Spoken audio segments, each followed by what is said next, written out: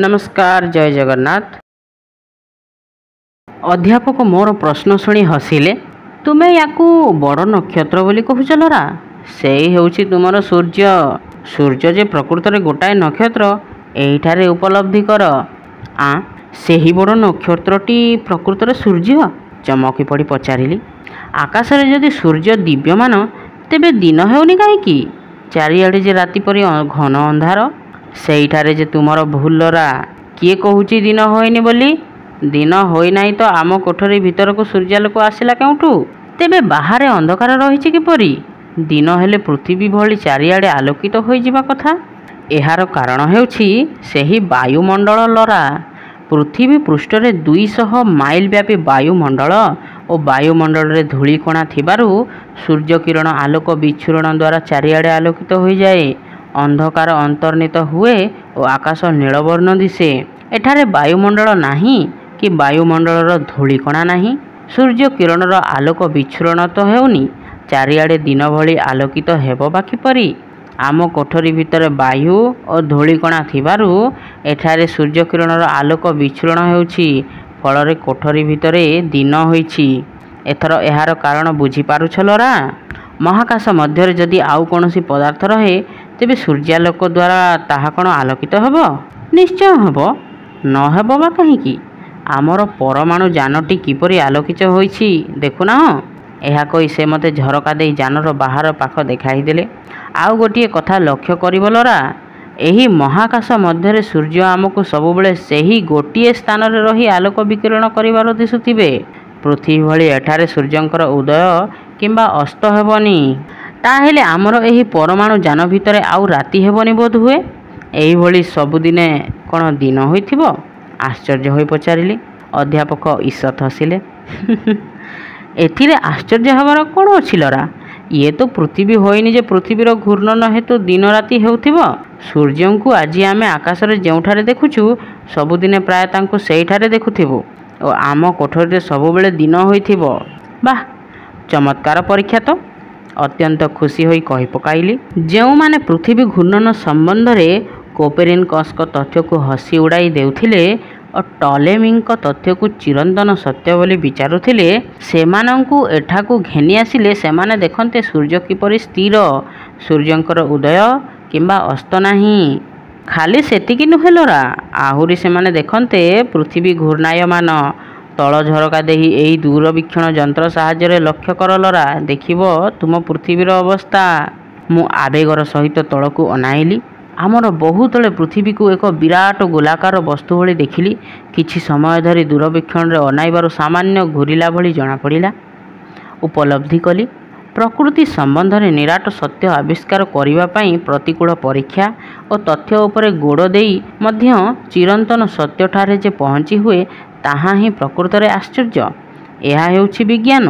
विज्ञानर एहिठारे सार्थकता। एही कोठरी रे आउ दिन रातिर तारतम्य नाही लरा। आमे मंगल ग्रह रे पहुँचीबा पर्यंत एठारे सबुबेले दिन होइथिबो। आमकु एही 45 दिन केवल दिन रे ही दिन काटिबाकू पड़िबो। राति आम भाग्य रे आउ जुटिबो नाही। एतक कहू कहू अध्यापक कहि उठिले, बड़ भोक लागिलाणी लरा, खाइबार किछि बंदोबस्त करि पारिबो? संगे संगे उठी आलमारी निकटकू गली। जिबा बेले निजकू बड़ हालुका अनुभव करुथिली। 2टी प्लेट रे केते खंडी रोटी, लहुणी, सीझा फलमूल आलमारी रु बाहर करी थोइली। कि आश्चर्य, एगुड़ी को प्लेट रे रखिबा कि कष्टकर। प्लेट और खाद्य पदार्थ गुड़िकर कौनसी ओजन नथिबारु सेगुड़िक शून्य स्थान रे रखिदेले रही पारुछि।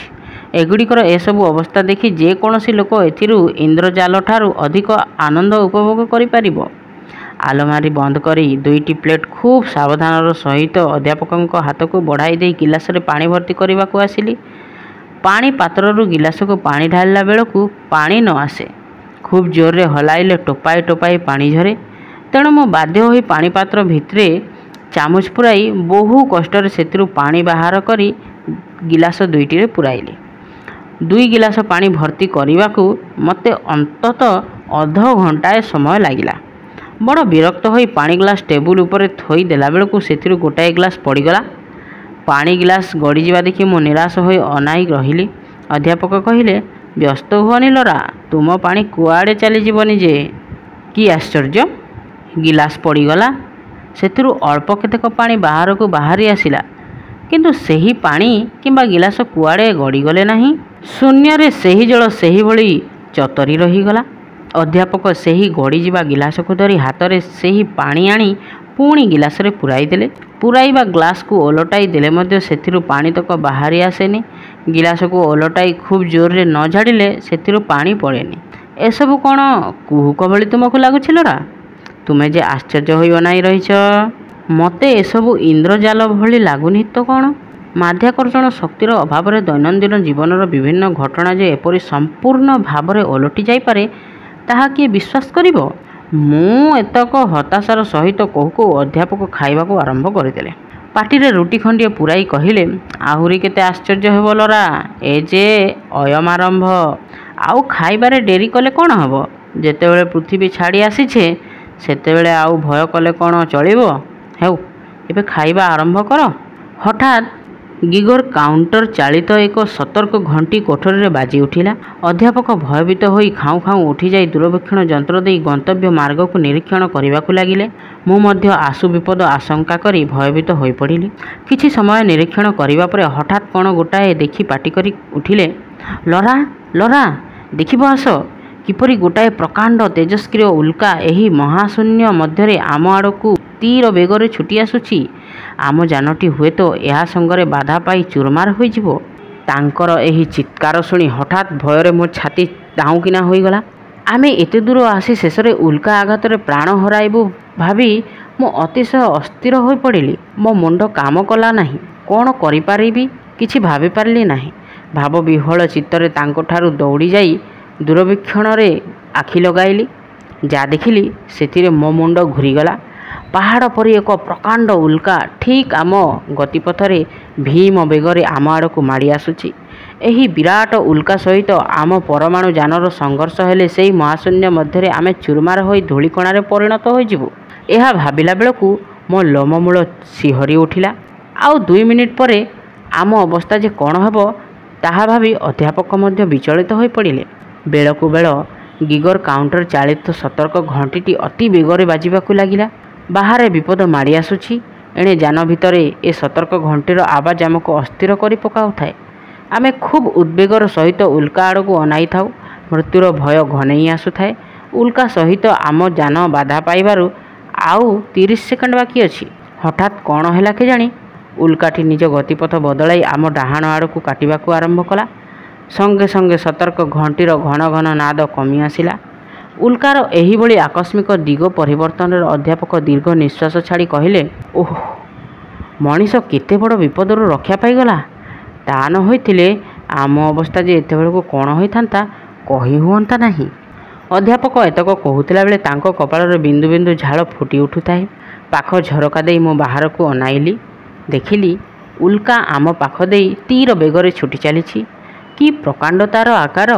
ଉଚ୍ଚତାରେ ଆମ ପେନ୍ସିଲଭେନିଆ ପାହାଡ଼ଠାରୁ କିଛି କମ୍ ନୁହେଁ। ଏହି ପ୍ରକାଣ୍ଡ ଉଲ୍କା ପୁଣି ତେଜସ୍କ୍ରିୟ। ଉଲ୍କାଟି ବହୁ ଦୂରକୁ ଚାଲିଯାଇଥିଲେ ମଧ୍ୟ ମୋ ହୃଦୟ ସ୍ପନ୍ଦନ ବିଶେଷ ଭାବରେ କମି ନଥାଏ। ଓଃ, ମୃତ୍ୟୁର ଆଶଙ୍କା କି ମର୍ମନ୍ତୁକ! ମୋ ଅଜାଣତରେ ଏକ ଦୀର୍ଘଶ୍ୱାସ ବାହାରି ଆସିଲା। ଏହିଭଳି ମହାକାଶ ମଧ୍ୟରେ ଦିନ ପରେ ଦିନ ଗତି କରିବାକୁ ପଡ଼ିଲା। ମହାକାଶ ମଧ୍ୟରେ ସର୍ବଦା ଅନ୍ଧକାର। କେବଳ ଆମ କୋଠରୀ ଭିତରେ ଦିନ। ପୃଥିବୀ ଅପେକ୍ଷା ସୂର୍ଯ୍ୟ ସେଠାରେ ଢେର ଉଜ୍ଜ୍ୱଳ। ସୂର୍ଯ୍ୟ ଆକାଶରେ ସର୍ବଦା ସ୍ଥିର। ସେହି ମହାଶୂନ୍ୟ ମଧ୍ୟରେ ଏକ ଗ୍ରହାଣୁ ଭଳି ଆମେ 2 ଜଣ ଯାତ୍ରୀ ଛୁଟି ଚାଲୁଛୁ ମହାବିଷ୍କାର ଉଦ୍ଦେଶ୍ୟରେ। ପୃଥିବୀ ଭଳି ଆଉ ଏକ ପୃଥିବୀରେ ପହଞ୍ଚିବୁ ବୋଲି ଆମର ଆଶା। ମହାକାଶ ମଧ୍ୟରେ ଆମର ଦୈନନ୍ଦିନ ଜୀବନ ମଧ୍ୟ ଯଥେଷ୍ଟ କଷ୍ଟକର ହୋଇ ପଡ଼ିଥାଏ। ଆମର ବହୁ କଷ୍ଟ ଖାଇବା, ପିଇବା ଆଉ ଶୋଇବାରେ। ଶୋଇବାକୁ ହେଲେ ଖଟର ଦଉଡ଼ା ସହିତ ଆମ ଦେହକୁ ବାନ୍ଧି ଦେବାକୁ ପଡ଼େ, ନହେଲେ ଶୋଇ ହୁଏନି। ମହାକାଶ ମଧ୍ୟରେ ଏହିସବୁ ଅଦ୍ଭୁତ ଅବସ୍ଥା ଦେଖି ହଠାତ୍ ଦିନେ ମୋ ମନରେ ଜାଗି ଉଠିଲା, ମନୀଷୀ ନ୍ୟୁଟନଙ୍କ ଶାନ୍ତ ସୌମ୍ୟ ମୂର୍ତ୍ତି। ଧନ୍ୟ ସେହି ବିଜ୍ଞାନୀ, ତାଙ୍କର ଏହି ତତ୍ତ୍ୱ ତାଙ୍କୁ ଆଜି ସଂସାରରେ ଅମର କରି ରଖିଛି ସିନା। ଏହିଠାରେ ମୁଁ ଉପଲବ୍ଧି କଲି ମାଧ୍ୟାକର୍ଷଣ ଶକ୍ତିର ଗୁରୁତ୍ୱ। ପୃଥିବୀରେ ଯଦି ମାଧ୍ୟାକର୍ଷଣ ଶକ୍ତି ନଥାନ୍ତା, ସେଠାକାର ଅବସ୍ଥା ଯେ କ'ଣ ହୁଅନ୍ତା, କିଛି କହି ହୁଅନ୍ତା ନାହିଁ। ମୋର ଏହି ମହାର୍ଘ ବହୁଦର୍ଶିତା ବିଷୟରେ ପୃଥିବୀରେ କହିଲେ କେହି କ'ଣ ସତେ ବିଶ୍ୱାସ କରିପାରିବେ? ଏହିଭଳି ଭାବରେ ଆମେ ଆମ ଗନ୍ତବ୍ୟ ପଥରେ ଅତି ଦ୍ରୁତ ବେଗରେ ଚାଲିଥାଉଁ। ଆମର ଏହି ଅଭିଯାନ ଶେଷ ହେବାକୁ ପ୍ରାୟ 1.5 ମାସ ସମୟ ଲାଗିବ। ଏହି ସମୟ ଭିତରେ ଆମକୁ ଅତିକ୍ରମ କରିବାକୁ ହେବ 5,83,00,000 ମାଇଲ।